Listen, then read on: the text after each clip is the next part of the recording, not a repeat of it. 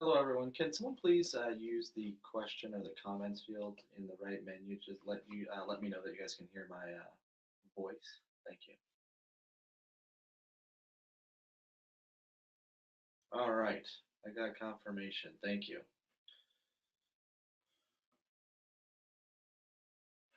All right, great. So let's go ahead now and get started. So first things first, this is our webinar today on summer day camp management. What we're going to do today is kind of talk about some basic kind of best practices when it comes to summer day camp. So you should see my screen here. This is going to be about a 45-minute webinar or less.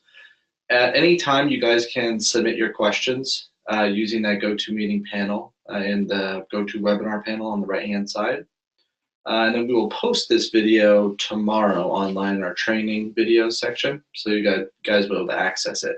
You'll see today I'm going to go through a number of items on the agenda here, this page.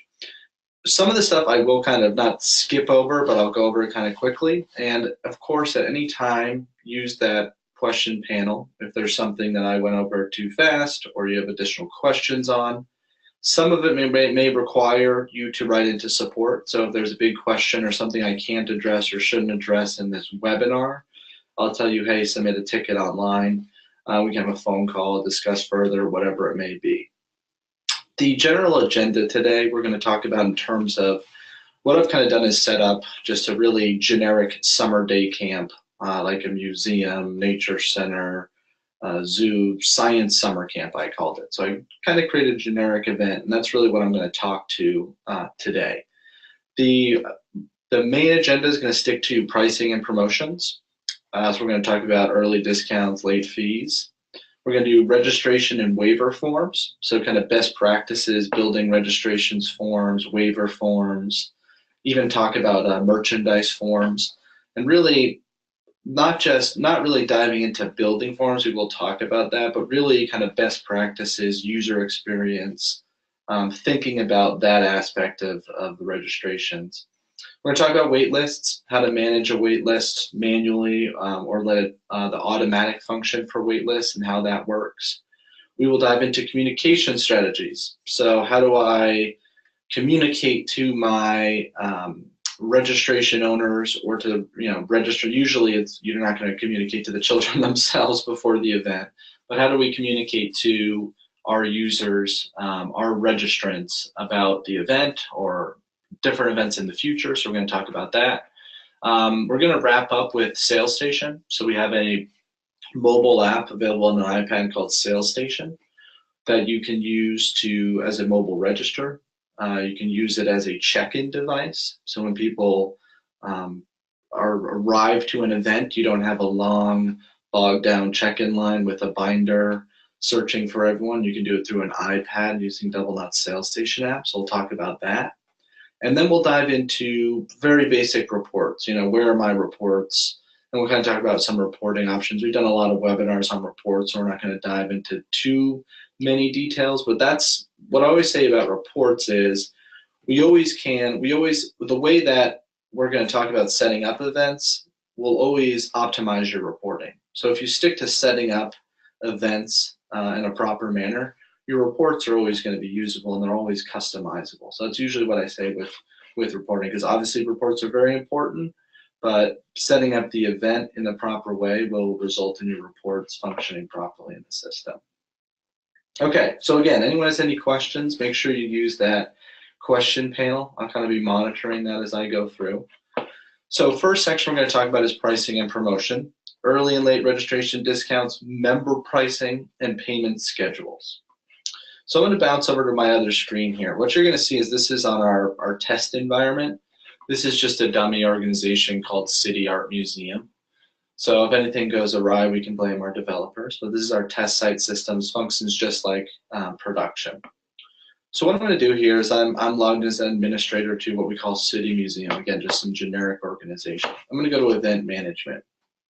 So I built for today's webinar 3 basic camps called Hands-on Science Week 1, 2, and 3. So these day camps, that one goes 6/4 to 6/8, 6/11 to 6/15, 6/18 to 6/22. And you'll see I built a category called Science Camp and I placed each of those events in a category.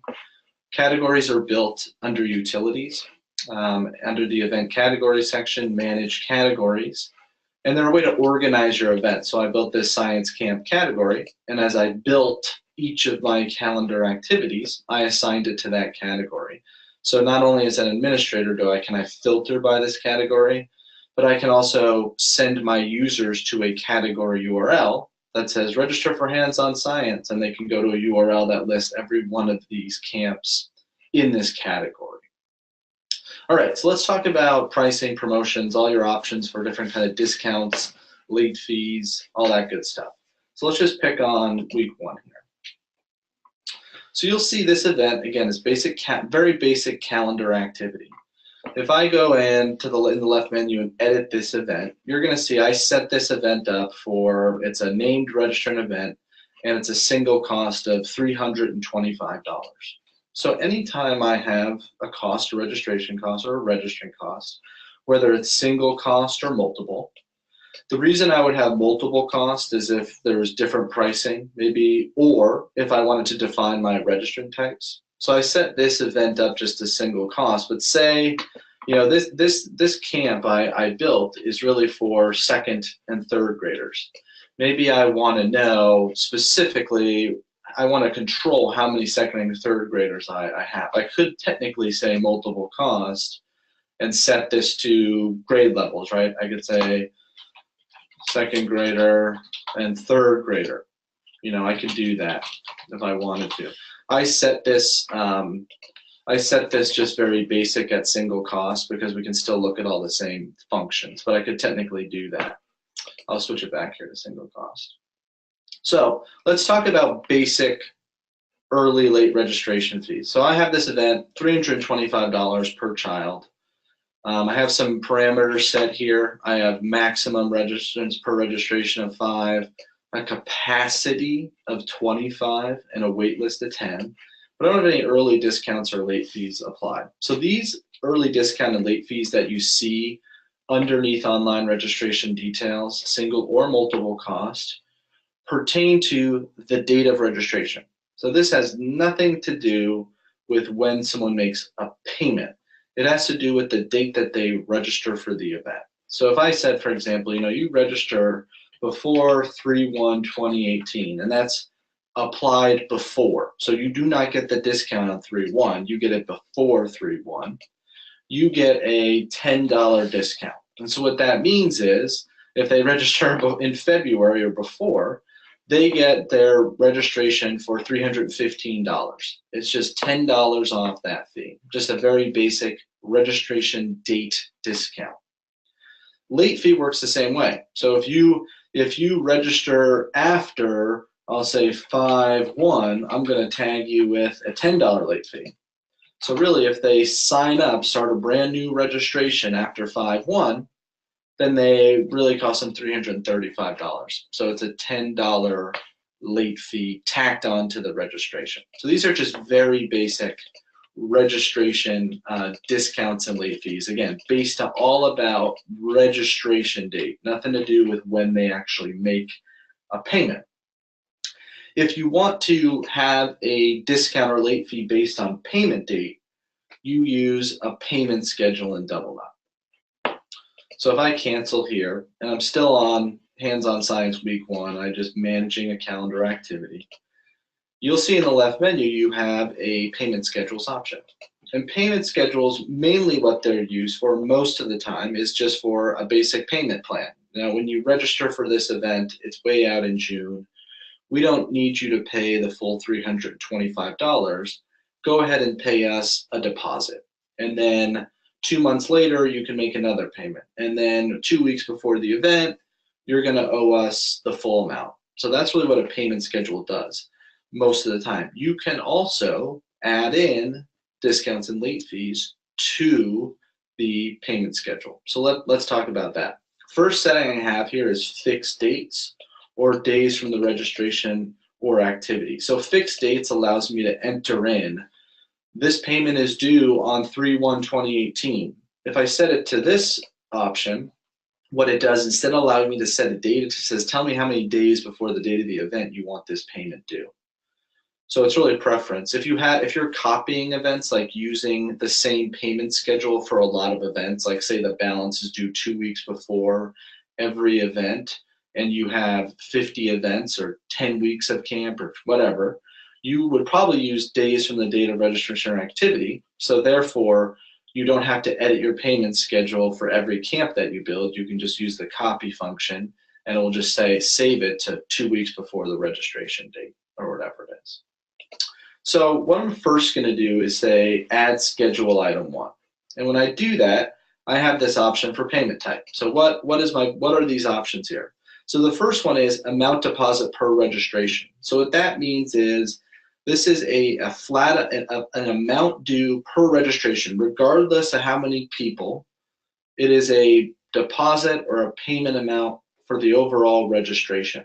So I can say, I don't care if you have 1 kid on this registration or 10, you owe me $25 when you make the registration.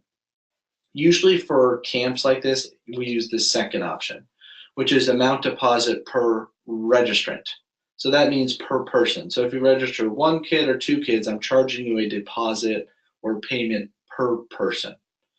We also have percentage. So if you want to not set a dollar amount, you want to say, you know what, the deposit is 20% of your total due. You can do that. Then we have a balance due and a pay in full option, and we'll talk about these in a moment. So the first thing I'll do, for example's sake, I'll keep this pretty simple. I'll just say amount deposit per registrant. The description will be, I could say hold the spot, I could say deposit, whatever you wanted to call it. It's going to show up on their receipt as a line item. And I could say, the amount deposit is $50 per person when they register. If I wanted to, I could add earlier discounts or late fees based on this. I'm not going to do that here because that doesn't make sense. Really, I've never seen that on a deposit. Usually what people have is they have a deposit of $50 per person, and they make them pay it right up front online. So that's what I'm going to mimic. I'm going to say, check this box to the far right that says at registration. So I don't have to worry about any of these options here. I'm really just worried about payment type, description, amount, and at registration. So I'm charging them $50 per person at registration. Add schedule item 2 will really be where I can add in a late fee. So most of the time what people will do is they'll set their events to pay online only. So people have to pay a deposit, and then they can come back at any time and pay their balance due. But in order to encourage people to pay, a lot of times people want to put a late fee if they don't pay by a certain date. So I could add multiple items here. I could have payment 2, payment 3, payment 4, then a balance due. I always tell people, keep it simple, because it's not, I understand if you want to do one item, like maybe you do a payment 1 where there's another, one item in between the balance due and the deposit. But usually I say just keep it simple for everyone's sake. A lot of times we have clients that have payment schedules and they can barely explain it to us, let alone their users. So I always say keep it simple when you can. So I'll just say I want to charge a deposit, and then I want to have a balance due. And I'll say balance due. I don't have to put an amount here, because when I select balance due, it always calculates what is due. So I don't have to worry about any amount setting here. What I am going to do is now set a late fee per person if they don't pay in full by this date or pay the balance due. So I'm going to say amount per registrant, because I'm going to charge an amount per person, not an amount per registration overall. I'm going to say per person. And I'm going to say $10 late fee if you don't pay in full by 6/1/2018.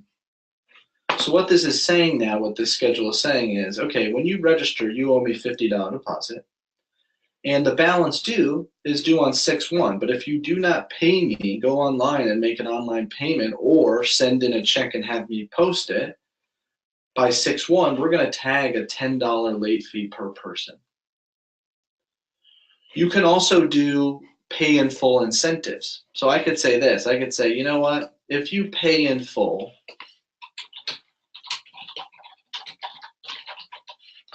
I could say a pay in full discount. I could say I'm going to give you an amount per registrant, a $10 discount if you pay in full by 4/1. And then I could say add schedule item 3, and I could just have my regular balance due on, say, 6/1. And if I wanted to, I could even add a late fee. But for example's sake, I won't. I just want to put an incentive here that, hey, if you pay in full by 4/1, I'm going to give you a $10 off per registrant, and then my balance due is 6/1. Again, I could add a late fee here if they don't pay in full by pay the balance due, pay in full by 6/1. I always have that option, so I can say save here. Once I save that, you'll see here's my payment schedule. Deposit $50 per registrant at registration, pay in full discount, pay in full by 4/1, and get $10 early discount per registrant, and then the balance due by 6/1. So when you have a schedule, they really can log in and pay what they want to up until what's due at that time. So I could come and pay my $50, register today, and pay my $50 per person. I could come in anytime between today and 6/1 and make any payment amount that I want. I could pay an additional $50. I could pay in full and get the discount before 4/1. So they have the option to pay custom amounts, but they have to pay what is due at the time according to your schedule. So if you had another line item here that said payment 1, pay $50 by February 25th. Payment 3, pay the other $50 by April 5th, whatever you had in here. They would have to always pay the minimum amount due, but if you just leave it open, they can always log in and make kind of progress payments if they so choose. So I think we may have a couple questions here, so let me take a look. So we have, let's see.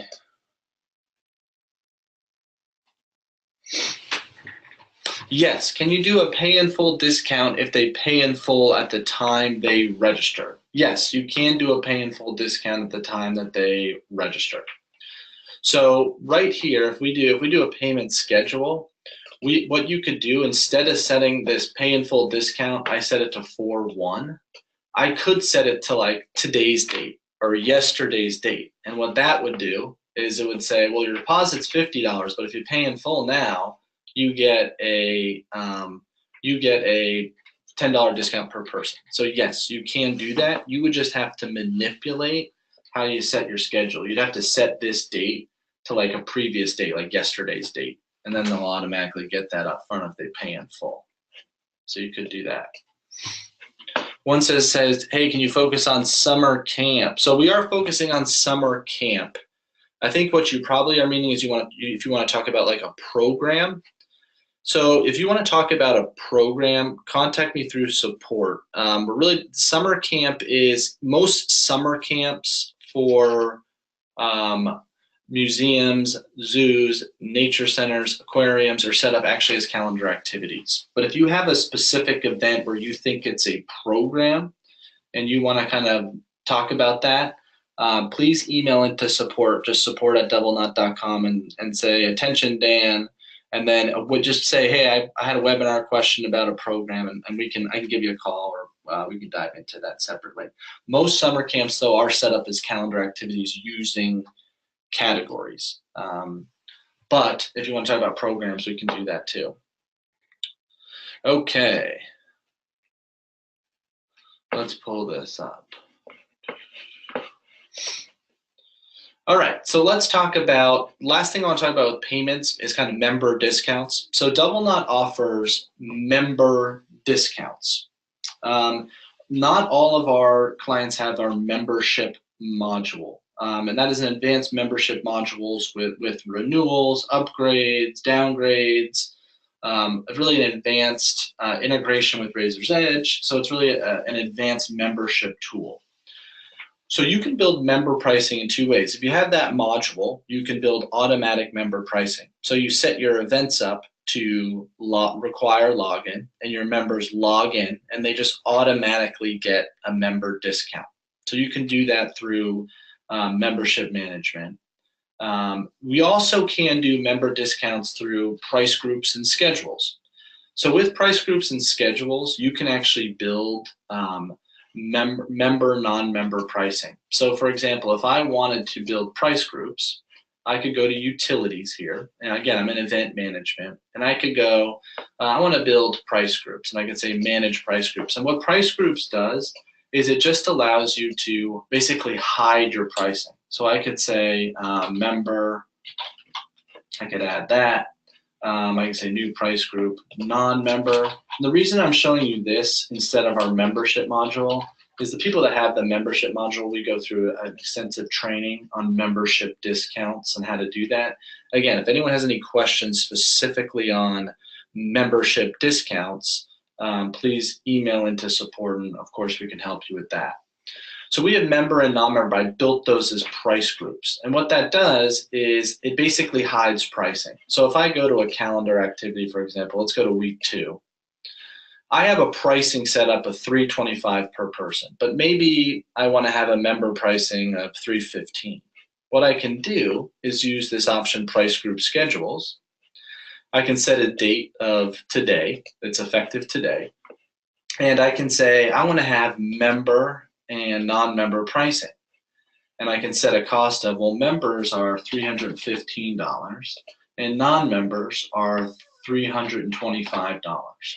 And so all this does is basically set up before they register. It says, okay, are you a member or a non-member? And they choose, and then the pricing is automatically drawn on that selection. They don't necessarily see the pricing unless you put it in the details.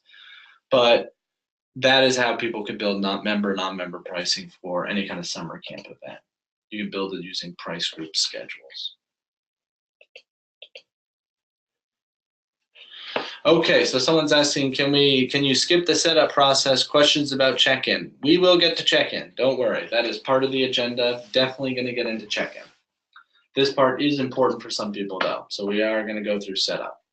All right, so let's move on from pricing and promotions and talk about registration forms, and kind of, we're not going to get into really creating them from scratch. I just want to talk about best practices of building and presenting registration forms in Doubleknot, because this is an important one that sometimes people don't really think about user experience when they're building forms and attaching forms, and it's very important because that's how you're presenting yourself to your users. So what I want to do is kind of show you some forms and kind of talk about how I've attached them and why. So again, I got my hands on science events. If I go to, let's just pick on, again, week 1 here, because this has my payment schedule. I have a lot of forms attached, not a lot. Sorry, that's not my forms. If I go to assign forms here, you'll see I have my camper information form, my summer camp waivers, before after care, and a 2018 parent guardian information form. So I've kind of presented this in a way that I've seen a number of clients set this up, and I'll talk about how, if I agree or disagree with the setup and why. So let's take a look at this event. Well, let's take a look at the forms, and then we're going to take a look at the actual event and what they look like. So I'm going to say done here, and I'm going to go to forms, and let's take a look at the first form I have, which is the main form, which is my camper information form. So again, what we've done here is kind of replicate like a very generic form. Camper information, gender, current grade level, camper school. These are all very basic single line text fields that we need to collect for summer camp. You know, I need to know their allergies. I need to know any special needs. You can, in Doubleknot, you can build all these custom registration forms with any kind of custom information you want to collect. Again, you guys have specific questions about actually building these specific forms. How do I add this? Best practices, please email to support. We can set up a time to talk and really dive into the specifics of actually setting up forms. Again, today's more about presenting, thinking about user experience, options for assigning your forms, that kind of a thing. So this is a very basic camper information form. I also have a form for 2018 parent guardian information. So if I edit this form says, you know, what's the parent guardian information? Parent guardian 1 and 2, authorized pickup. Again, just kind of generic information. I have a waiver form. that I have assigned to this event as well, called 2018 Summer Camp Waiver Form. And that form has very basic acknowledgement of risk, medical agreement, media release, all that kind of thing, where they have to check off and agree to terms. The last form I have is my before care, after care. So I actually have a form where they can select how they want to, if they want to do before or child for after care. It's really just after care, not before care. And they can actually select if they want before care or after care. So I have all these forms assigned to my event. So what I'm going to do here is pull up this event. We're going to test it out and then talk about how and why I've assigned the forms the way I have. So what I'm going to do is pull up another browser so we can kind of see exactly what this looks like to an end user. So I have my basic event details here about my event, in my very basic stuff. If I say register, I have the option to sign on. I have or continue as a guest. I'm just going to continue as a guest. My participant space says how many, so I can say just one. I'd probably put some instructions here that says how many campers or something like that. So I'll say, okay, what's the first name? So I'll say Freddie Camper will be the name. Or Freddie Fred, we'll call him. Birth date, so I can come here and enter in the birth date. So I'll say, they were born in 2009 and April 2nd. Now, first thing you're going to see here is my first form. So I basically have my aftercare form on this page here. So how did I do that? If I go back now, you'll see that I set up my before aftercare form as required. So they have to fill it out for each registrant. And then I check this box here that says display as registrant attributes. So this form, because I selected display as registrant attributes, will show up on this first registrant information page. So it says, would you like to sign up for child care aftercare? If I say yes, I basically can choose which days I want my child to attend before aftercare, and then it will actually charge them whatever amount I want for before aftercare. I can build that onto a form. Now, I'll say continue. And what you'll see here now is I have to complete these following forms for Freddie Fred. And this is the first thing I kind of want to talk about with user experience. So these forms here, really, I would tend to probably put these all in one form. The reason being is that these forms, you'll see my camper information, my camp waivers, my parent guardian, they're all required, and they're all required per person. So they have to fill them out for each kid. Again, this is total personal preference. A lot of people, I shouldn't say a lot, about half the people like this view. They like the person to see the registrant and then specifically which form they want to fill out. Personally, I would have one form, so there's a little less clicking. And I would combine these forms into one that says 2018 camper information, and then I would have maybe a separate page for parent guardian info and summer camp waivers. But this is something you always want to think about. How's, user experience? How do I want this to look to my users? So I'm going to say 2018 camper information. You'll see the first option here is my form. So I have my camper gender. I have optional fields. Again, you guys select if these are required or not. These ones are not required. Camper allergies, I'll say peanuts. And I'll say continue. And you'll see once I complete that, that's marked as completed. If I say parent guardian information, you'll see here now is my parent guardian form.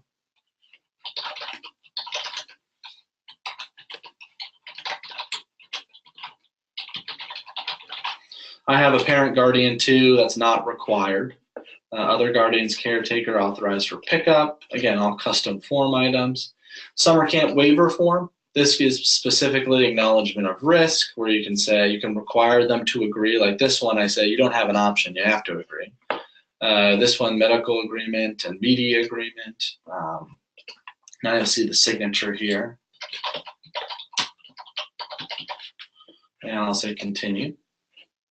And now if I say continue, I'll go on to my payment page where you guys will see the amount to pay now, which is $50.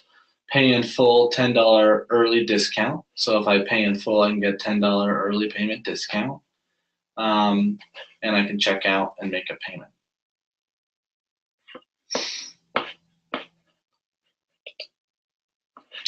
So we also have the ability to add merchandise to a form. So if you guys wanted to sell, T-shirts, you could do that on forms as well. So you can build merchandise, sell T-shirts. You can build all those items into forms and creating registrations. You always have those options within any kind of form build out in Doubleknot.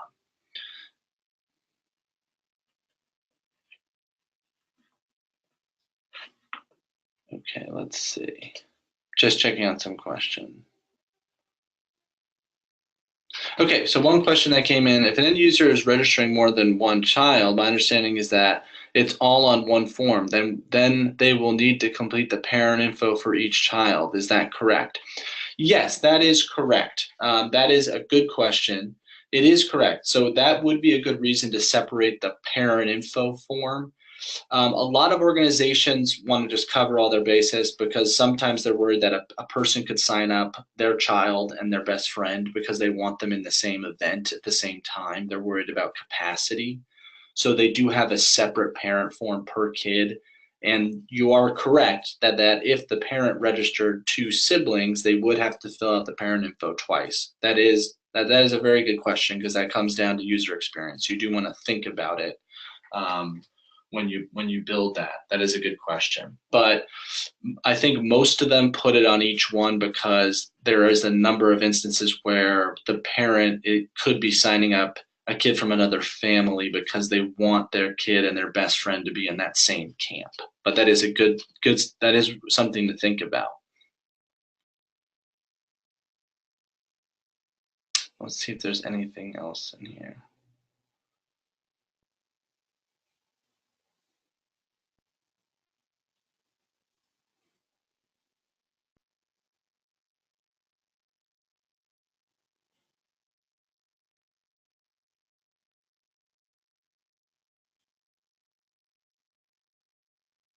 Okay, let's go on here. Okay.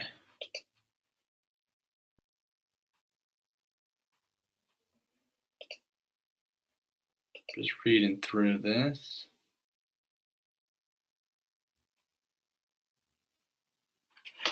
Okay, so someone has a question out before adding registrant, so we can talk about that one. There is a checkbox here that says before adding registrants. So what this does is this will make the form show up really the first thing in the registration. So if you have something where you want information you want people to know before registering, or some people even have like the waiver form before registering. So the first thing they see is say, hey, welcome to our summer camp. Make sure you understand these agreements. They check the box, then they continue to the registration. If you have it set before adding registrants, you can't add it per person. But that just means that it's the first thing that they show up. It's not used terribly often, but it is a good option to have if you want to put something as the first thing they see when they start the registration. Okay, so let's move on here. So let's go on to handling wait lists. So in Doubleknot, any event that you build can have a wait list. When I build my event, if I edit it here, you'll see that I have a wait list setting, and I have a wait list setting here. If I have multiple costs, I have it on a per registrant type level. So how do wait lists work? So the capacity here is 25. The wait list size is 10. So once 25 people have registered, literally instantly, once someone selects it from the drop-down an attendee, then that spot is held. So once that 25th person is taken, the next person gets added to a wait list. Up to 10 people can be added to the wait list. By default, the wait list is they do not pay when they're on a wait list. So what you guys can do is you can manipulate the wait list a couple ways. You can manually clear a wait list as an administrator. If you want to, you can go to a page on the Manage a Calendar Activity page, a wait list page here, And you can, there's obviously no one on this wait list, but if you wanted to, you could manually clear anyone on this wait list. So they're going to be in order. If Sally was the first one, she's first, Jennifer's next, Daniel's the third one. They're going to be in order. And the system, if a registration is deleted, if you as an administrator go in and remove one child from the registration, if there's 2 on there, if the end user is allowed to update and they remove a child, as soon as that happens, the wait list will automatically clear, meaning that the next person in line is now registered. Their parent or the person who purchased the registration will get an email and say, hey, Sally cleared the wait list for Hands-On Science Week 1. Here's how you log into Doubleknot and make a payment. So it works automatically. You also can adjust the capacity. So if you go in and adjust the capacity from 25 to 26, well, as soon as the registration is touched, it's going to know, oh, Sally now has a spot, and it's going to clear Sally from the wait list. She'll get an email.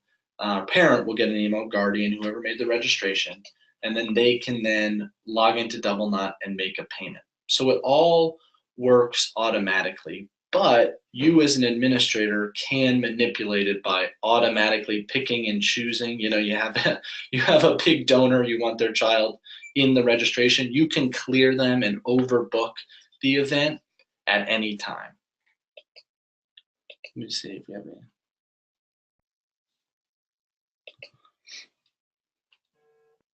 So the wait list, once they're cleared, they're cleared. So it doesn't, like, if Sally doesn't like log in within 2 days and pay, it's not going to delete Sally. Sally's registered. So at that point, you guys would have to contact Sally's parent and say, hey, Sally cleared. I know you got the email. You got to make a payment. And you guys could always delete. If her parent says, no, we're not coming, then you can just delete the registration, and the next one will be automatically added. Can a waitlist be used in a calendar activity if there are multiple registrant types? Yes, absolutely, but it's set per type of registrant. So you got to kind of think about how you want to do it, because how we have this, I'll edit this event so you can see, but how we have this, if I say multiple cost, you'll see that my waitlist now is over here. So it's really per type of registrant. So you need to balance that, but you can definitely do it with multiple costs set. Let's see. Yeah, any questions on waitlists? Again, controlling, automatically, manually, let us, again, email into support with any of your questions. All right, communication strategies, and then we're going to dive into sales station. So real quick, communication strategies. Obviously, communicating to your purchasers or campers is very important. We really have 2 main ways to do there, 3. The first is the receipt confirmation message. So this message on the event shows up on their receipt highlighted in yellow. I think most of you know that work with event registration, the program side. No one really reads anything, but this will show up on the receipt highlighted in yellow. So you can put basic information about a receipt, about the event itself. You can actually, this is a rich text environment, so you can actually put HTML in here. So if you want to put formatted text, if you want to put in hyperlinks to documents, you can do that, welcome packets. If you guys are interested in how to add those in, what we'll do is you can email it to support today and we'll send you a little video on how you can add hyperlinks to the receipt. We'll also put a hyperlink on the video page. I believe I can do that when we add the video tomorrow when we upload it. I'll put a link to just a quick YouTube video that shows you how to build a comprehensive receipt confirmation message with links. The most common way to contact people about an event is really using Communication Center.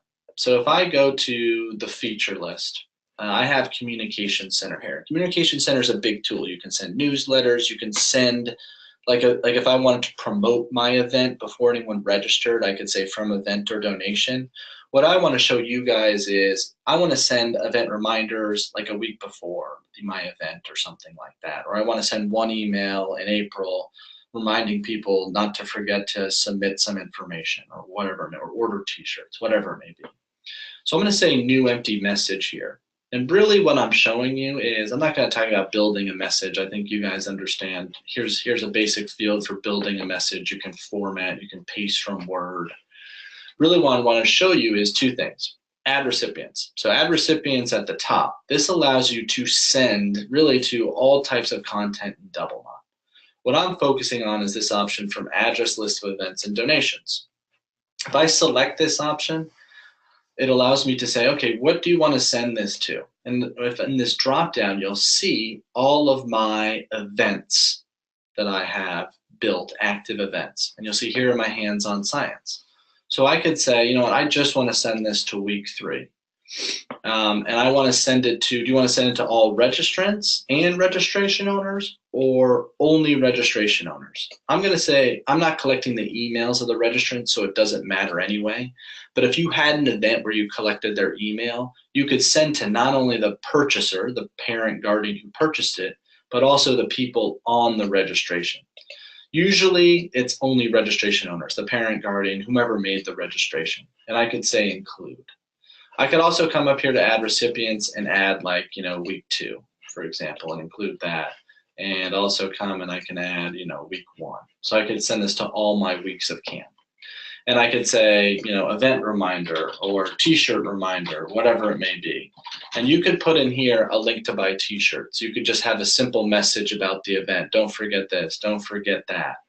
The real key here is schedule to send. So you can actually schedule this to send at a specific time. So you could set up all your weeks of camp, and then you can schedule these messages before one person even registers. And what the system will do is at this scheduled delivery date and time, it's going to sweep all of the current registrations into Communication Center and then email all those people your message.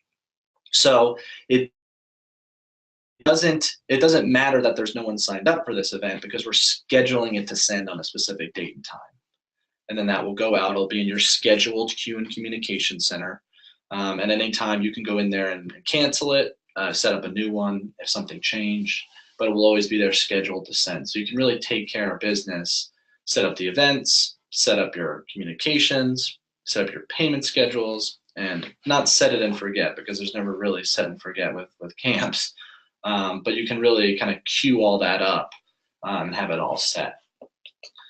The last thing I want to talk about with kind of the communication side is the payment schedules, back to payment schedules, because we do have payment notifications. So if I go back to event management and back to my hands-on science week 1, I have a payment schedule here.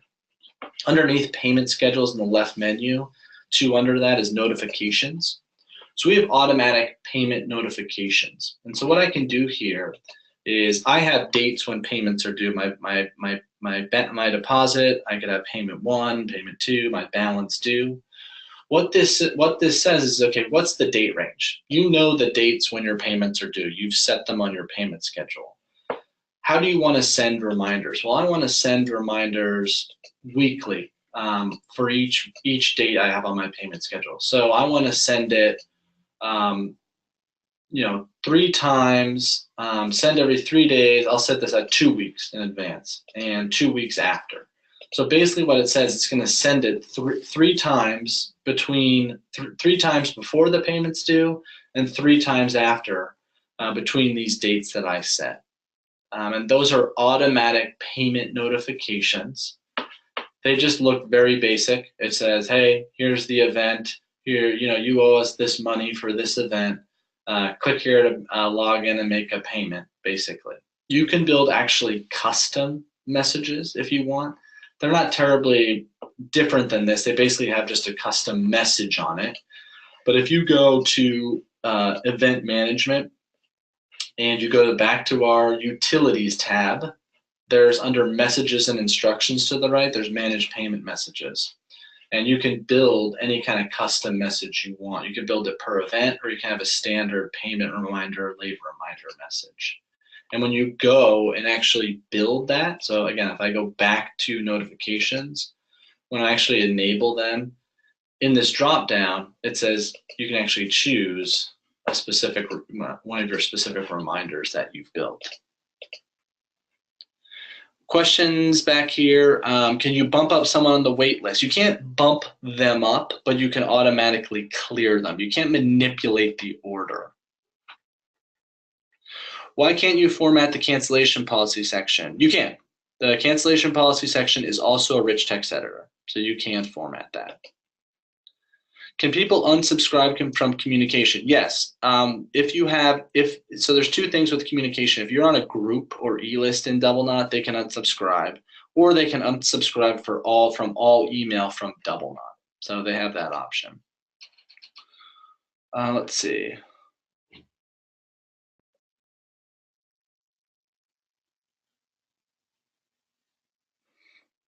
Let's see. Can you see if people? Yes, you can see if people have read an email. So you do get information on who opened it, and you do get those analytics, and a lot more analytics are coming in the upcoming months. You can't. It won't send to the waitlisted. It only sends to the registered. So the waitlisted, that you can't just say send to waitlisted because it's not going to send to those people. So you can't differentiate between those two. Okay, so last thing I want to talk about really is the sales station, the check-in side. So we have all our summer events, big events, registration set up, and the day of the event usually is a hectic day for multiple reasons. One of them we found is really event check-in. So I've set these events up. Let's pick on week 3 here because I built the registration we can play with. So I set these events up. If I edit this event, I've set this event up for ticketing. So I have ticketing set up in Doubleknot. It issues a ticket for each individual. So when they show up, they have a ticket on their smartphone or an Apple Passbook, or they print it off the ticket. They have all those options when you set up an event with ticketing. So each person has a ticket. So what that means is that when they show up to my event, hopefully they bring their ticket. If they don't, doesn't matter, you can still check them in. But when they show up to the event, they have a QR coded ticket, and you can use Doubleknot's sales station if you have a scanner to actually scan them in and instantly check them in. So you're not dealing with a binder, you're not dealing with a spreadsheet on a laptop. You can actually have people show up and scan them in to an event using your iPhone, using we have 2 apps. One's called Sales Station, one's called Event Check-In. Event Check-In is just a very basic app that turns your Apple device with a camera into a QR coded scanner. So think like airline. What it does is it uses your camera and it scans their ticket on their phone or on paper and just marks them as checked into the event, and they can walk right in. Sales Station, which I'm going to show you now, is our more advanced tool, much more advanced.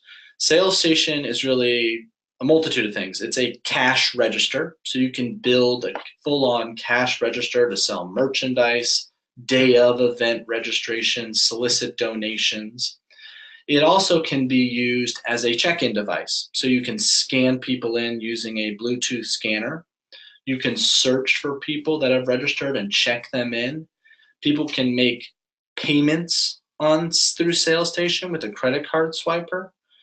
So that's what we're going to show you now is really the most optimal way to use Sales Station for event check-in. So I have a registration on this event. So what I'm going to show you guys is Sales Station. Now keep in mind, I'm going to launch this in a browser. It's really designed to be launched in an iPad because that's where you would download the app. It's a free app. All of you have access to it.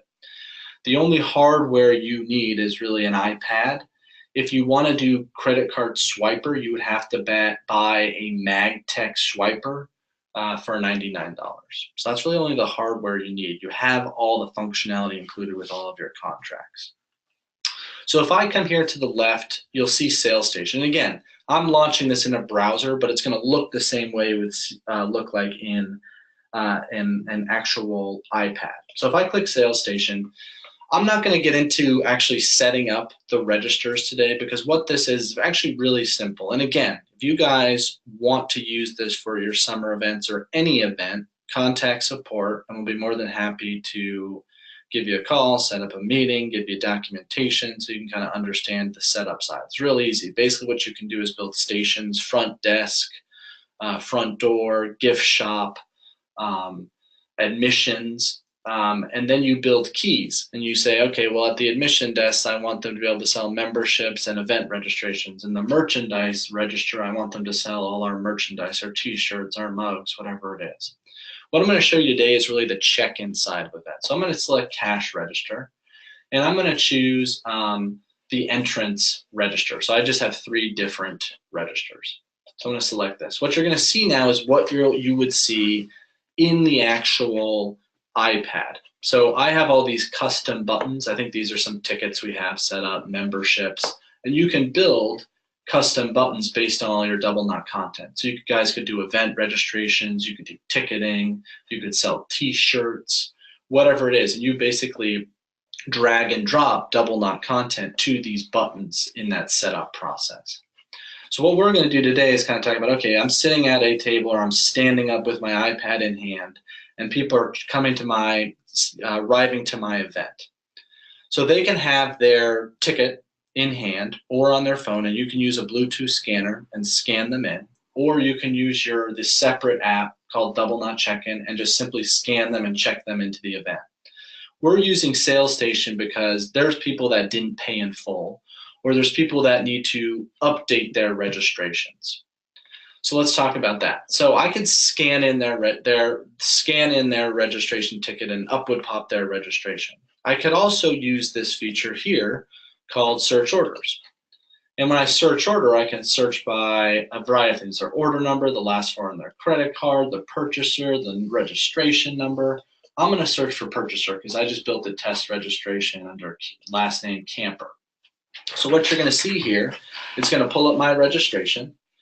It's the purchaser was Dan Camper. It's $325. So if I wanted to, I could say, okay, great. I could check them in, and I could check them in for the event. But I noticed that they also have a balance due. So I say, you know what? I want you to make a payment. So I can click Pay here, and now you'll see to the right, their registration is in this cart, and I can actually charge their credit card. So if you have the credit card swiper, you just swipe their credit card and charge them for whatever balance due they have. You can also manually type in their credit card. Obviously, that's not optimal. It's not going to be the speediest check-in.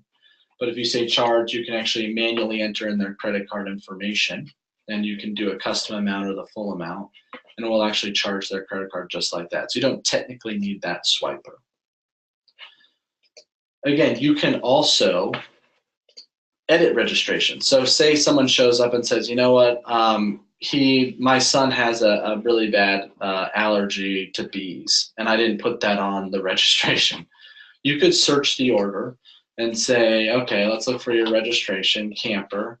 Let's find it. Okay, here's the registration. I want to update the registration. And you can actually update the registration in the iPad right on site. And you can come in here and say, I got to put in here that bees, and update that registration. So you can actually do all of that through the iPad. Again, you can also check in. So say someone shows up and you don't have this, you guys don't want to purchase a Bluetooth scanner, or they forgot their ticket, whatever it is. You can manually check them in. So you could say, let's search for your registration, Mr. Camper. Okay, let's check in. Okay, Dan Camper, the participant's Kevin, his son. Do you want to check him in? Yep, check him in. So now they're marked as checked in for that event. So you'll have all that functionality through SalesStation. And again, it's completely mobile. And you can use it as just a check-in device. You can use it as a cash register. You can use it as a payment method for event check-in registration purposes, or you can use it for all 3. And it's included in all of your service. It is just a hardware issue if you don't have an iPad, if you want a credit card swiper. And again, any questions you want to talk it over with us, you want to mull over ideas, just let us know through support.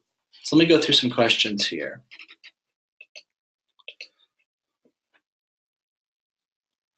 Someone asked about Android. They are currently thinking about Android, but it's not something in the pipeline. It's Apple at this point.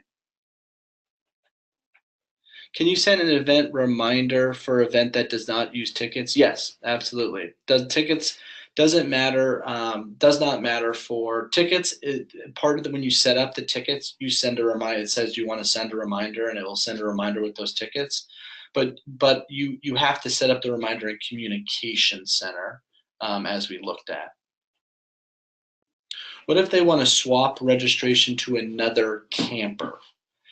So swap registration. So if they wanted to, I mean, technically you can edit the registration, and like Freddie Camper there, for example, I could remove Freddie and add a new kid, and then you just have to fill out the forms. So you could do that through Sales Station, but you'd be typing in a lot of information. But you could swap a kid through the iPad through Sales Station if you wanted to.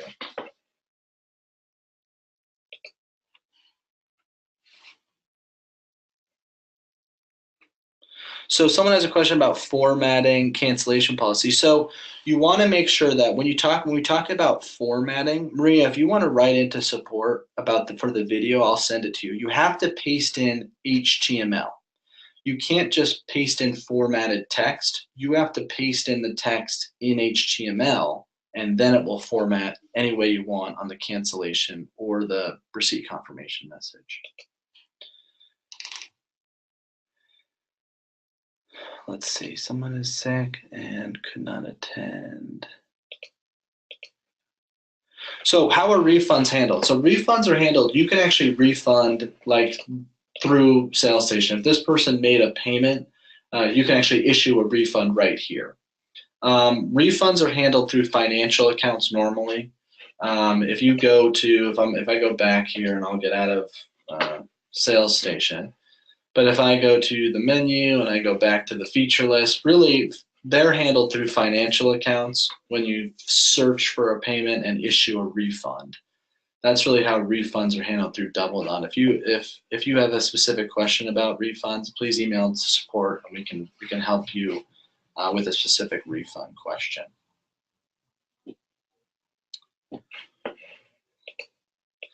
Last thing we'll talk about is just some basic reporting. So through calendar activities, a lot of you guys that use the system know about our reports. We have a lot of different canned reports for events. So the first option you have is really to select a specific event and look at reporting. These ones here on our test side really is basic reports. Registration, let me pull up something else here. Registrations with payment due is a good report. Shows you each registration, how many people, what is due at the time. View registrations and all registered information is our main data dump for events. So what we're going to do is you can run reports on individual events, like reports. I can select hand-on science and I can run reports. I also can select multiple events. So in event management, I could say report multiple. And I could say, I want to run reports across all of my hands-on science events, continue, and then run reports across all of those events at one time. What we're going to do for the reporting side of it, we're going to have a webinar probably sometime in April that will be specific to summer camp reporting. And we'll dive into using these events that I set up. We'll dive into custom reporting. How do I build emergency contact reports? How do I build my t-shirt order reports? So we'll dive into that in a separate webinar, probably when the time is more appropriate. But if you guys have any questions with specific reporting questions, again, as I said a million times, just email into support and we'll help you out with any of those questions. So it doesn't look like anyone has any further questions. Again, anything comes up, please don't hesitate to get a hold of us. We will post this online tomorrow, so you guys will be able to access this video pass it on to other staff members, review it again. Any questions, comments, concerns, always contact us at support 408-971-9120 or email support@doubleknot.com. Thank you very much for you guys attending. Again, please contact us with any questions.